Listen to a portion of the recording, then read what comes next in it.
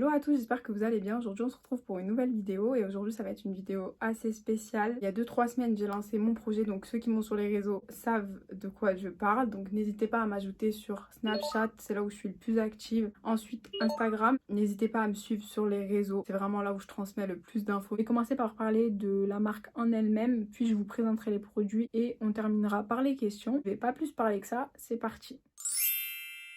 MF Cosmetics, c'est une marque de produits de cosmétiques pour hommes et pour femmes. Pour démarrer, j'ai voulu commencer par un produit qui me ressemble et sincèrement, je pense que le produit qui me ressemblait le plus ou qui m'illustrait le plus pour démarrer, c'était les cheveux. Clairement, je parle tout le temps de mes cheveux, je parle tout le temps cheveux. Ça me tenait à cœur parce que moi-même au quotidien, je galère beaucoup avec mes cheveux. C'est beaucoup d'entretien, ça demande beaucoup d'efforts.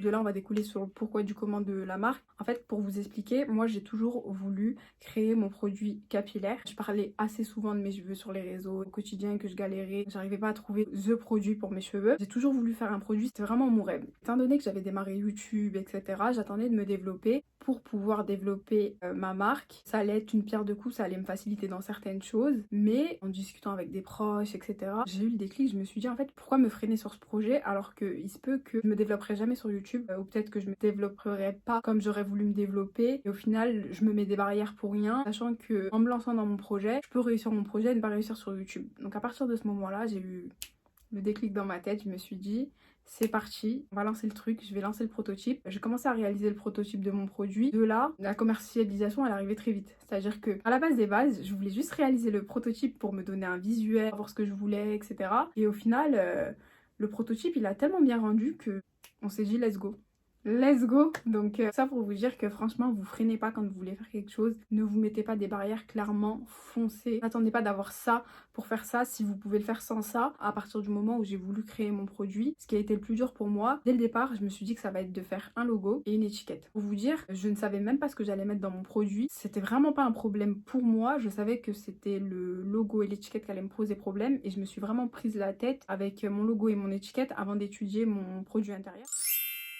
Quand j'ai commencé à faire mes recherches concernant le logo et l'étiquette, j'ai contacté des comptes pro Instagram, je regardais beaucoup sur internet, etc. J'ai eu la mauvaise surprise. En soi, c'est normal, vous voyez, mais pour quelqu'un comme moi qui débute, qui veut commencer quelque chose, c'est énorme. Sachant que j'avais pas un énorme budget, je pouvais pas me permettre de me lancer dans tout et n'importe quoi. J'avais demandé des prix pour des prestations de logo, on était à environ 200 €, 300 €. De là, j'ai demandé à mes proches s'ils connaissaient pas des personnes qui faisaient des logos ou s'ils avaient pas des contacts. Et quand j'ai demandé à des proches, on était plutôt aux alentours de 50-100 €, mais ça restait énorme. De là, un jour, j'ai contacté une personne pour faire un logo. À la fin, j'ai pas accroché. Il manquait quelque chose au logo. Vraiment, j'étais pas satisfaite. Il manquait un truc. Et heureusement que j'ai pas accepté le logo parce que c'était pas ça en fait. Je le sentais pas. Donc à partir du moment où je le sentais pas, Dieu merci, j'ai refusé parce que franchement, flemme de payer un truc et à la fin vous êtes pas satisfait. Quand vous n'êtes pas satisfait, n'acceptez jamais quelque chose par dépit ou pour pas vexer, etc. Faut vraiment que ça vous plaise. Même si vous devez être chiant, etc., exigeant, bah c'est vous le client, il faut que ça vous plaise parce que déjà vous mettez de l'argent. À partir de là, je me suis dit que j'allais le faire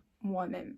Ça a été très galère, étant donné que moi déjà je suis très difficile, il y a énormément de choses qui me plaisaient. Je vous mettrai les images pour vous montrer tout ce que j'avais sélectionné, etc. et que je travaillais au quotidien mais j'arrivais pas à avoir le rendu que je voulais. Et du coup moi j'ai utilisé l'outil Canva. Franchement Canva, je le dis tout le temps mais c'est vraiment de la bombe. Un jour, je suis tombée sur un post que j'ai commencé à modifier par-ci par-là. C'était un soir, ce soir-là j'étais un peu fatiguée. J'avais commencé à travailler le post puis je suis allée dormir. Personnellement, conseil numéro 2, moi quand je n'arrive pas à faire quelque chose, des fois j'arrête de surforcer, je me stoppe, je dors et le lendemain ça va beaucoup plus vite. Ça se fait au tac au tac. J'ai obtenu un résultat, mais j'étais tellement satisfaite de mon logo. C'était une pierre de coups parce que mon logo, il faisait automatiquement logo étiquette. Franchement, j'étais subjuguée et tellement contente d'avoir réussi à produire un truc aussi beau, aussi propre. Une fois que j'avais réussi à tout réajuster, etc., je les ai faites imprimer. Et franchement, le jour où j'ai reçu mes étiquettes, je vous explique même pas la sensation. Franchement, j'étais tellement fière de moi. J'aurais jamais pensé que j'aurais fait tout ça moi-même en fait. Vraiment parce que dès le départ, je me voyais passer par un prestataire, je me voyais tout déléguer et au final, j'ai tout fait moi-même. Le projet, il commençait à prendre forme petit à petit et c'était ouf. Sincèrement, c'était ouf et tellement beau. Et j'étais tellement contente parce que mes proches, je leur avais cassé la tête au quotidien, à leur demander leurs avis, à leur dire il y avait ci, il y avait ça. Je me prenais la tête pour des petits détails. D'avoir pu se débrouiller comme ça, c'est vraiment beau. Et je suis tellement fière de moi, je suis tellement fière de mes étiquettes. Je suis tellement fière de mes proches aussi qui ont su m'aider, me dire que ça allait pas ou que je me prenais trop la tête. Et même encore aujourd'hui, ces personnes-là, elles participent énormément, elles m'aident énormément. Donc franchement, gros bisous à vous. Franchement, si j'ai un truc à vous dire, ne vous négligez pas. Parfois, on a tendance à croire que c'est le prestataire qui va nous aider, qui va nous apporter le truc et au final, vous-même, vous êtes capable de le faire.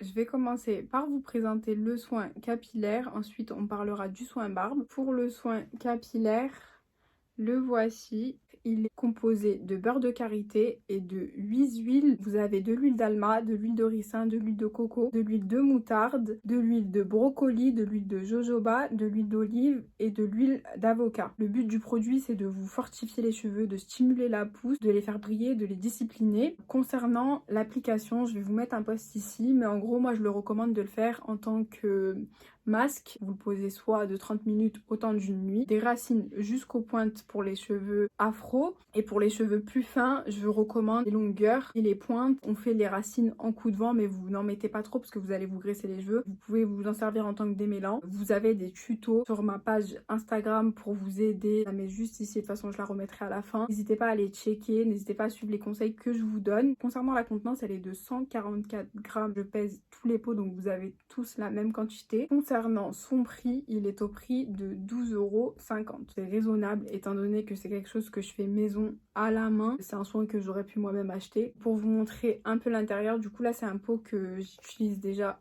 au quotidien. J'arrive pas à l'ouvrir. 5 minutes later. Après 3 heures de lutte à essayer d'ouvrir le pot, bordel. Voici l'intérieur, ça se présente comme ça. Bon, du coup, ça, je l'ai déjà utilisé. Je vous mettrai des images pour la texture, etc. C'est bien garni. Le pot, il vous tient largement tout un mois, voire plus. Là, je suis à 3 semaines d'utilisation. Il est vraiment plein. Il en reste énormément. Donc, il y a de quoi faire. Le soin barbe, il se présente comme ça. On est sur une même composition. À la différence, j'utilise pas le même beurre. Le but du soin pour la barbe, c'est de faire briller, de démêler et de stimuler la pousse. Pour la barbe, je recommande de le poser 30 minutes, ça suffit largement, et de rincer. Et vous pouvez l'appliquer en crème de finition, mais en très petite quantité. Il est au prix de 12,50 € également, et ça vous tiendra large le mois. Conservation 6 mois également, c'est pareil. Je vais reprendre les questions qui m'ont été posées. Pour les personnes qui verront la vidéo ou qui n'ont pas Instagram, ce sera plus simple. Je vais commencer par répondre à The question parce que c'est la question qui m'est le plus revenue. Franchement, je m'y attendais parce que même de base, c'est la question que je reçois le plus, mais je le recevais pas sous cette forme-là. On me demandait comment je faisais pousser mes cheveux. La question fatidique, c'est est-ce que c'est mon produit qui a fait pousser mes cheveux? Pour commencer, bien évidemment que j'ai une figure et je vais pas commencer à vous dire oui, c'est mon produit, il est magique, j'ai appliqué ce produit-là, j'ai eu les cheveux jusqu'aux fesses. Absolument pas, et de toute manière vous n'êtes pas dupes. Comme j'ai toujours dit et depuis que je parle de mes cheveux, il faut savoir que moi, Dieu merci, j'ai la chance d'avoir de bons gènes de base, mais ça ne fait pas tout. Malgré que j'ai des bons gènes, ceux qui me connaissent, ils savent que pendant mes années collège, etc., j'avais des cheveux catastrophiques parce que je faisais n'importe quoi avec mes cheveux. Déjà, ce qu'il faut comprendre, c'est que un cheveu, il pousse en permanence. Vos cheveux pousse. Donc, vous n'avez pas vraiment besoin de faire pousser vos cheveux parce que vos cheveux, ils poussent naturellement. À partir du moment où vous avez des cheveux sur la tête, vos cheveux poussent. Les personnes dont les cheveux ne poussent pas, ils ont la calvitie. À partir du moment où j'ai compris que mon cheveu, il poussait tout le temps et qu'il fallait que je me centre sur la casse et non la pousse, ma vie, elle a complètement changé. Il y a énormément de facteurs qui vont faire que vos cheveux poussent. En fait, le fait de faire attention à ne pas casser vos cheveux, c'est ça ce qui va faire que vos cheveux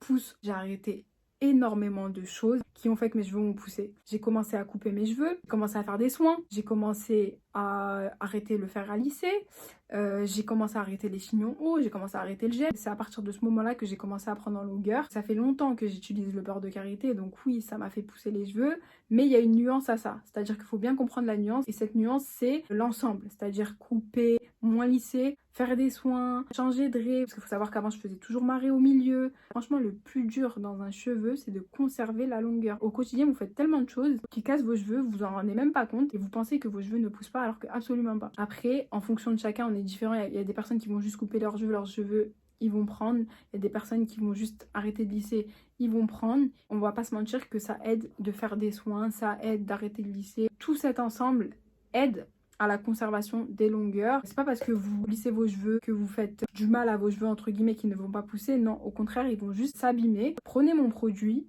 soignez vos cheveux, coupez vos cheveux, faites des coiffures protectrices. Arrêtez de lisser énormément, faites des soins, soyez patient, buvez de l'eau, même s'il y a des gens qui vont dire oh, elle dit les trucs classiques, mais ça c'est vrai, votre corps il a besoin d'eau, nourrissez-vous bien, tous ces éléments ils vont vous aider. Donc très important, dormir, c'est des vitamines essentielles et énormes pour vos cheveux et même pour votre corps, pour votre bien, pour tout. Très très important à ne pas négliger. De laver les cheveux avec un shampoing correct, d'essayer de terminer avec un jet d'eau froide, de pas trop frotter vos cheveux. Il y a des produits qui vont stimuler, etc. Mais par derrière, vous faites pas le taf un minimum. Vos cheveux, ils bougeront pas d'un poil, à part si vous avez des superbes gènes. Donc faut arrêter. Dans une routine capillaire, à quel moment on devrait l'utiliser? Alors pour ma part, moi je recommande avant le shampoing sur cheveux sales de 30 minutes au temps d'une nuit. Vous pouvez l'utiliser après ou avant shampoing en tant que démêlant ou après le shampoing en tant que crème de finition mais en très petite quantité parce que le produit il est très riche, très gras, faut pas en abuser. De toute manière quand vous abusez d'un produit ça peut vous faire l'effet inverse. Ensuite on m'a demandé est-ce que c'était pour tout type de cheveux? Oui. Pour les cheveux fins, on n'applique pas sur les racines, c'est vraiment sur les longueurs et les pointes pour pas graisser vos cheveux. On ne fait pas de soin de bain d'huile avant un lissage, que ce soit un lissage brésilien, etc. parce que ça va vous graisser le cheveu, donc à éviter. Ensuite, on m'a demandé est-ce que ça s'appliquait sur cheveux secs. Je recommandais sur cheveux secs pour un temps de pause plus long. Vous pouvez bien évidemment appliquer sur cheveux humides. On m'a demandé est-ce qu'il y avait un fini gras après application. Oui. Il y a un fini très gras vu que c'est de l'huile et du beurre. La crème, elle est très riche. Donc, on y va mollo quand vous voulez l'appliquer en crème de finition. On m'a également demandé est-ce qu'on pouvait utiliser la crème pour un coiffage également. Donc, ça reprend tout ce que je disais, bien évidemment que oui. Moi, je le recommandais en tant que masque à poser, mais bien évidemment que vous pouvez l'adapter à vos envies, etc. De toute manière, il y a personne qui sait mieux que vous ce dont vos cheveux ont besoin. Donc testez et vous verrez. La vidéo elle est terminée, j'espère que ça vous a plu. Si vous avez des questions, n'hésitez pas à me les poser en commentaire ou sur mes réseaux, que ce soit Snapchat, Instagram ou sur la nouvelle page MF Cosmétique. J'y répondrai avec grand plaisir. N'hésitez pas à liker, commenter, partager et à vous abonner. Je vous fais plein de gros bisous et je vous dis à ma prochaine vidéo.